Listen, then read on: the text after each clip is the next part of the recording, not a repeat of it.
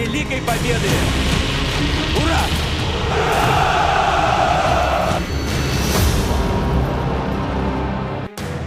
America के नए राष्ट्रपति डोनाल्ड ट्रंप के ट्रैप में यूक्रेन फंस गया है। यूक्रेन को ट्रंप ने डबल धोखा दिया है। और क्या नाटो छोड़ने की तैयारी में है अमेरिका? और सबसे बड़ा सवाल, क्या 1000 दिनों से चले आ रहे युद्ध का अब अंत होने वाला है? पुतिन की जीत और क्या जेलेंस्की हारने वाले हैं?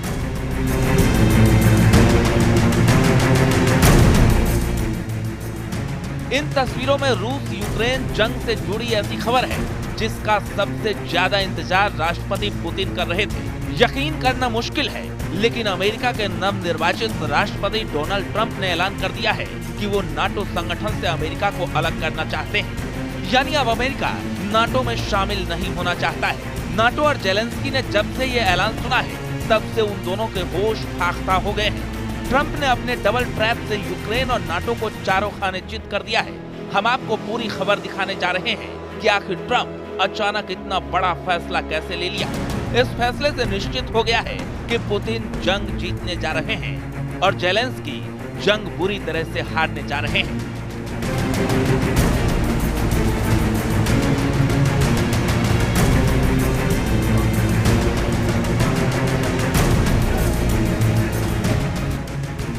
ट्रंप के ऐलान से एक ऐसी विचित्र स्थिति पैदा हो गई है कि जेलेंस्की को समझ नहीं आ रहा है कि जंग करे या जान बचाकर भागे, क्योंकि 10 अक्टूबर से अब तक रूसी सेना ने यूक्रेन के पश्चिमी, उत्तरी और दक्षिणी इलाकों पर जबरदस्त बढ़त बना ली है। हालात ये है कि सिर्फ 10 दिन में ही यूक्रेनी सेना 180 मोर्चों से भाग चुकी है। खबर तो यहाँ तक है कि फरवरी 2022 से अब तक यूक्रेनी सेना के 1 लाख सैनिक जंग छोड़कर भाग चुके हैं। इधर नेटो की तरफ से हर तरह के हथियार, मिसाइल, तोप, टैंक भी यूक्रेनी सेना को जीत नहीं दिला पाए हैं। अमेरिका के नवनिर्वाचित राष्ट्रपति डोनाल्ड ट्रंप शुरू से ही नाटो को अमेरिका पर बड़ा बोझ मानते हैं।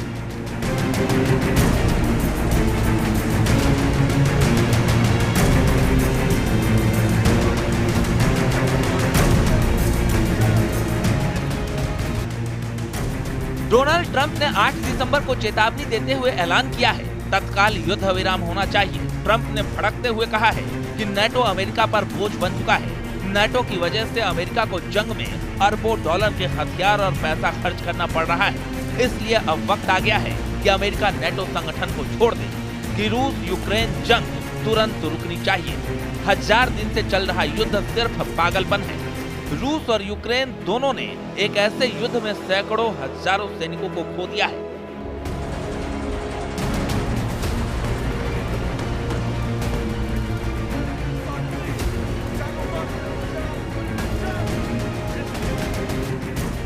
ट्रंप के इस डबल धमाके ने नेटो और यूक्रेन दोनों के होश उड़ा दिए हैं। फ्रांस की राजधानी पेरिस के एलिसी पैलेस में अमेरिका के नवनिर्वाचित राष्ट्रपति डोनाल्ड ट्रंप, फ्रांस के राष्ट्रपति इमैनुअल मैक्रोन और यूक्रेन के राष्ट्रपति व्लादिमीर जेलेंस्की का ये वीडियो देखिए।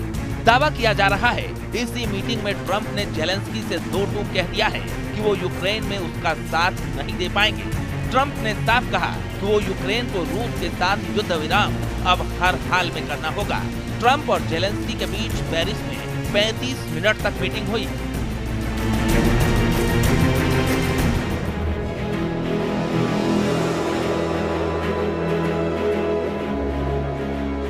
अब सवाल उठता है कि जब जेलेंस्की जंग खत्म करने के संकेत दे रहे हैं और अमेरिका के नवनिर्वाचित राष्ट्रपति डोनाल्ड ट्रंप 20 जनवरी 25 से पहले रूस यूक्रेन जंग रुकवाने का ऐलान कर रहे हैं, तो फिर पुतिन भीषण जंग की तैयारी क्यों कर रहे हैं? पश्चिमी और यूरोपीय देशों के खुफिया प्रमुखों का दावा है कि पुतिन ने चीन, ईरान, उत्तर कोरिया और बेलारूस के साथ मिलकर दुनिया में एक नया वर्ल्ड ऑर्डर बनाने का मन बना लिया है। और ये नया वर्ल्ड ऑर्डर तभी बन पाएगा जब तीसरा विश्व युद्ध होगा।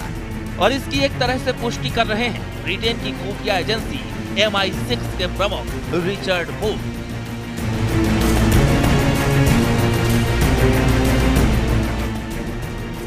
अब आप जान लीजिए ब्रिटेन की विदेशी खुफिया सेवा के प्रमुख रिचर्ड मूर ने क्या दावा किया है।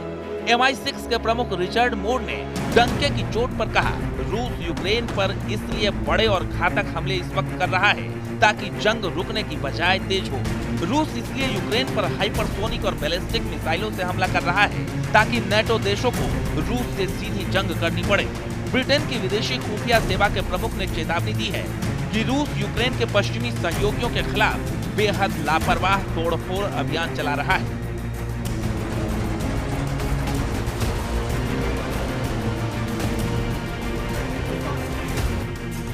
इधर दूसरी तरफ उत्तर कोरिया के सैनिकों ने आधिकारिक तौर पर यूक्रेन पर बड़ा हमला कर दिया है। लगभग 12,000 यूक्रेनी सैनिक रूस के कुर्स्क से पूर्वी यूक्रेन पर हमला कर रहे हैं। जानकारी के मुताबिक हर दिन यूक्रेन के 1100 सैनिक रूस और उत्तर कोरिया के सैनिकों के हमले में मारे जा रहे हैं। अगर इसी तरह से यूक्रेन के सैनिक मारे गए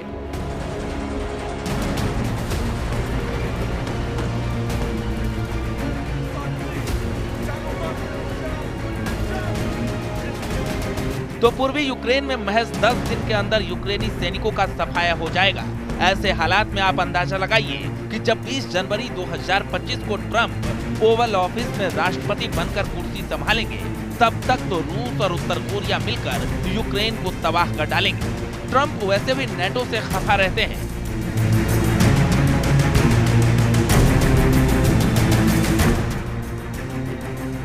अमेरिका के वरिष्ठ प्रशासनिक अधिकारियों ने 2019 में द न्यूयॉर्क टाइम्स को बताया कि ट्रंप ने बार बार नेटो की आलोचना की थी और राष्ट्रपति पद पर रहते हुए उन्होंने कहा था कि वो नाटो से अमेरिका को हटवा देंगे।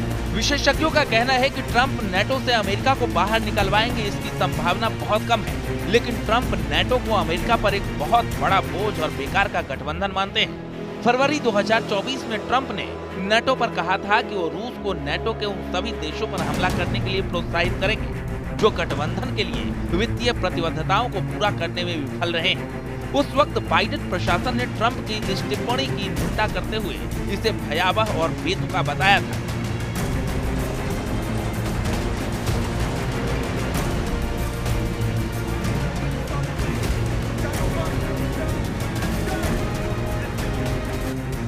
अब ऐसे हालात में आप अंदाजा लगा सकते हैं कि यूक्रेन के पास सिर्फ एक चारा बचा है, रूस के सामने सरेंडर करने का।